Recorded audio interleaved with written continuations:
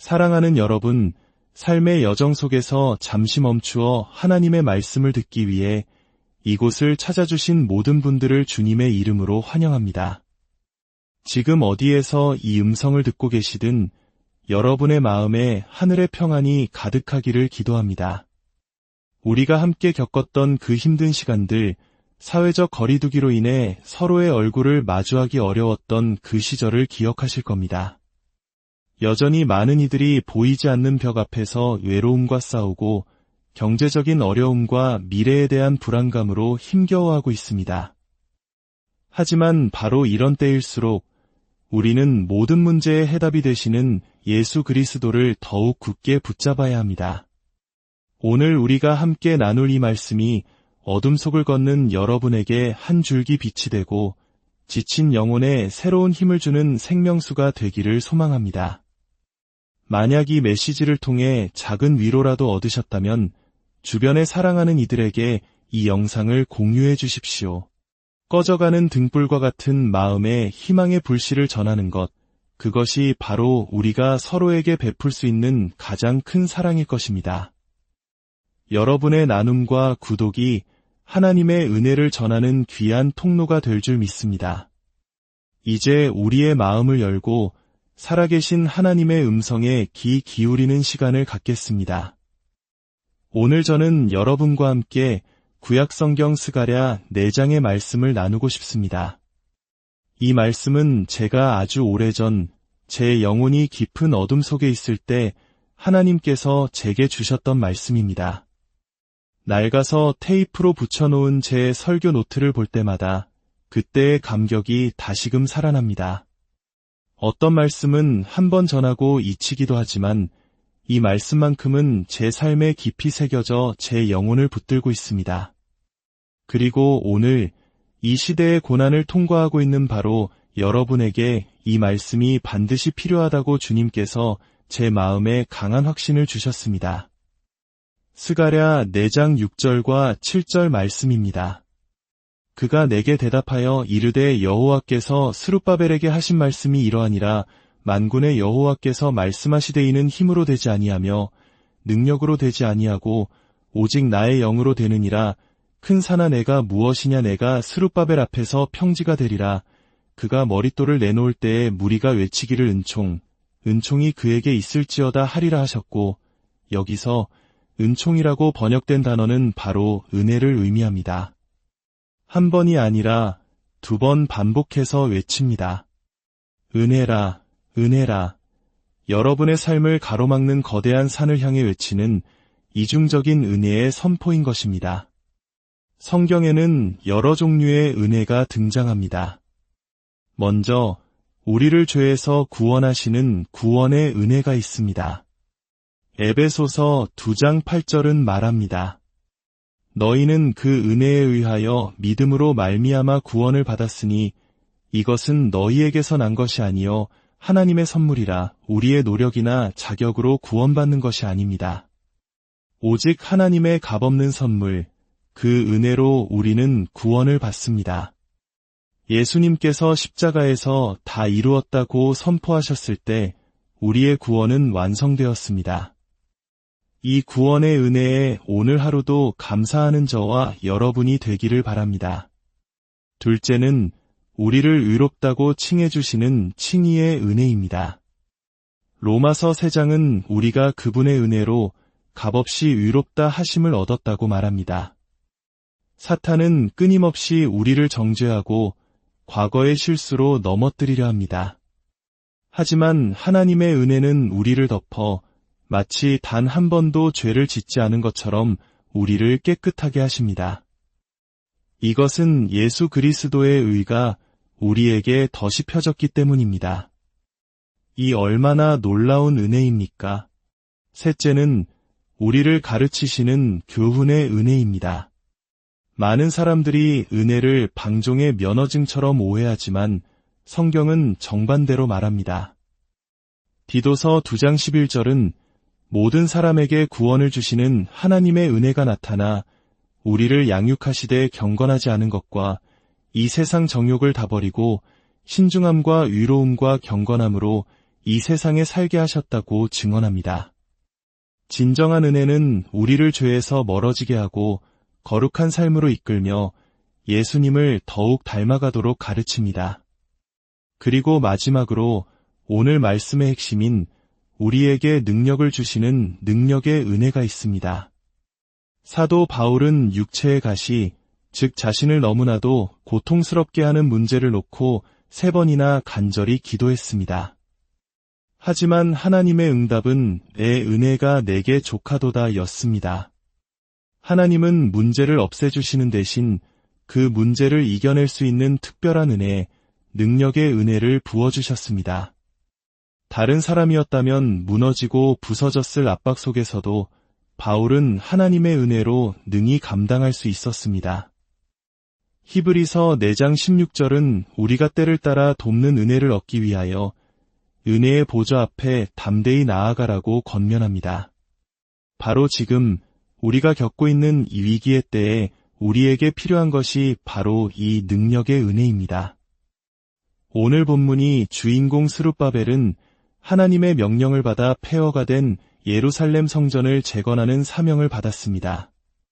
우리 민족이 전쟁의 잿더미 위에서 다시 일어섰던 것처럼 스룹바벨은 무너진 민족의 신앙 중심지를 다시 세워야 했습니다. 그러나 그가 일을 시작하자마자 거대한 산과 같은 문제들이 그를 가로막았습니다. 외부에서는 그 땅에 살던 이방인들이 변호사까지 고용해 공사를 방해했고, 내부에서는 마음이 나뉜 사마리아인들이 예전 솔로몬 성전만 못할 거야 라며 비관적인 말로 사람들의 의욕을 꺾었습니다. 여러분, 혹시 스룹바벨과 같은 상황에 처해 있지 않습니까? 밖으로는 경제적인 압박과 인간관계의 어려움이, 안으로는 낙심과 좌절감이 여러분을 짓누르고 있지는 않습니까? 모든 것을 포기하고 싶을 만큼 거대한 산 앞에서 절망하고 있지는 않습니까? 바로 그때 선지자 스가랴를 통해 하나님의 말씀이 임합니다. 다시 시작하라. 좌절과 패배감에 사로잡혀 있던 스룹바벨에게 이 말씀은 얼마나 큰 충격이었을까요? 그리고 하나님은 그에게 아주 이상한 명령을 내리십니다. 머릿돌을 가져오너라. 머릿돌은 원래 건물이 완성된 후 가장 마지막에 놓는 준공을 기념하는 돌입니다. 그러나 하나님은 모든 것이 폐허인 상태에서 마지막에 놓아야 할 그 돌을 가져와 외치라고 명하십니다. 은혜라, 은혜라. 이것은 놀라운 영적 원리를 담고 있습니다. 하나님께서 시작하신 일은 인간의 눈에 미완성처럼 보일지라도 그분 안에서는 이미 완성된 것과 같습니다. 우리에게 필요한 것은 그 완성을 믿고 믿음으로 선포하는 것입니다. 사랑하는 여러분, 지금 여러분의 삶에 미완성으로 남겨진 영역은 무엇입니까? 하나님의 약속은 받았지만 현실은 조금도 나아지지 않아 답답하십니까? 바로 그 영역을 향해 여러분의 입을 열어 선포하십시오. 잠언 18장은 죽고 사는 것이 혀의 힘에 달렸다고 말합니다. 두려움과 절망, 패배의 말을 멈추십시오. 대신 은혜를 선포하십시오. 여러분의 텅 빈 통장을 향해 은혜라, 은혜라 외치십시오. 위태로운 사업장을 향해 은혜라, 은혜라 선포하십시오. 닫힌 취업의 문을 향해, 방황하는 자녀를 향해, 깨어진 관계를 향해 믿음으로 외치십시오. 은혜라, 은혜라. 제가 저희 교회를 처음 건축할 때의 일입니다. 18에이커의 부지는 마치 작은 산처럼 솟아 있었습니다. 건물을 짓기 위해 40피트나 흙을 깎아내야 했습니다. 그때 하나님께서 제게 이 말씀을 주셨고, 저는 그 후로 공사 현장을 지날 때마다 차창 밖으로 손을 뻗어 외쳤습니다. 은혜라, 은혜라, 은혜라. 그때 제 아이들은 카시트에 앉아있던 아주 어린 아기들이었습니다. 제가 계속해서 그렇게 외치자 얼마 지나지 않아 아이들이 저를 따라 하기 시작했습니다. 젖병을 입에서 빼고는 고사리 같은 작은 손을 내밀며 외쳤습니다. 은혜라, 은혜라. 뒷좌석에서 들려오는 아이들의 합창은 제게 큰 믿음과 힘을 주었습니다. 어리석어 보일지 모르지만 그 선포는 현실이 되었습니다. 우리는 교회를 완공했고 모든 빚을 갚았습니다. 지금의 이 넓은 부지를 얻었을 때도 저는 똑같이 선포했습니다. 제 아버지는 작은 시골 교회의 목사님이셨습니다. 설교에는 은사가 있으셨지만 사업에는 전혀 소질이 없으셨습니다. 가족을 위해 무언가 더 해주고 싶으셨던 아버지는 전 재산과 대출을 끌어모아 작은 요양원을 지으셨습니다. 하지만 모든 것이 계획대로 되지 않았고 결국 문을 닫아야 하는 최악의 상황에 이르렀습니다. 건물은 팔리지 않고 매달 이자 부담만 쌓여갔습니다. 절망에 빠진 아버지는 금식하며 기도하기 시작했습니다. 어느 날 아버지는 저와 제 형제들을 차에 태우고 그 문제의 건물로 가셨습니다. 그리고는 여리고 성을 돌았던 여호수아처럼 그 집 주위를 7바퀴 돌기 시작하셨습니다. 방언으로 기도하시고 예수의 피를 선포하시며 은혜라, 은혜라 외치셨습니다. 차 안에서 철없는 저희들은 아버지를 보며 웃었지만 아버지는 멈추지 않으셨습니다. 뜨거운 여름날 7바퀴를 다 돌고 차로 돌아오신 아버지의 얼굴에는 눈물이 흐르고 있었습니다. 그리고 아버지는 말씀하셨습니다. 다 끝났다. 하나님께서 하실 것이다. 그 후 지역신문에 낸 작은 매물 광고를 통해 단 24시간 만에 집이 팔렸습니다. 인간의 힘으로는 불가능했던 거대한 산이 은혜라, 은혜라 는 믿음의 선포 앞에 평지가 된 것입니다. 사랑하는 여러분, 여러분의 삶을 가로막는 산은 무엇입니까? 중독의 문제입니까? 재정의 어려움입니까? 질병의 고통입니까? 이제 여러분의 시선을 문제에서 돌려 은혜의 보좌에 계신 하나님을 바라보십시오. 그리고 여러분이 계신 바로 그곳에서 여러분의 마음속에 있는 그 거대한 산을 떠올려 보십시오. 그리고 저와 함께 믿음으로 외쳐봅시다.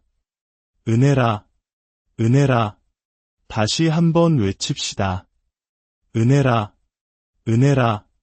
하나님께서 시작하신 일은 반드시 그분께서 끝마치십니다.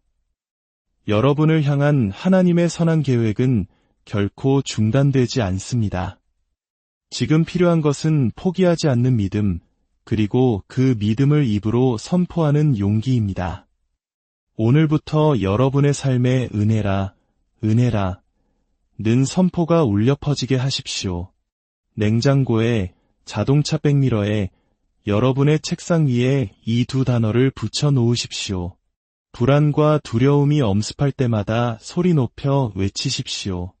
그때 모든 것을 가능하게 하시는 하나님의 능력의 은혜가 여러분의 삶을 주장하기 시작할 것입니다. 이제 주님의 축복으로 오늘 말씀을 마무리하겠습니다.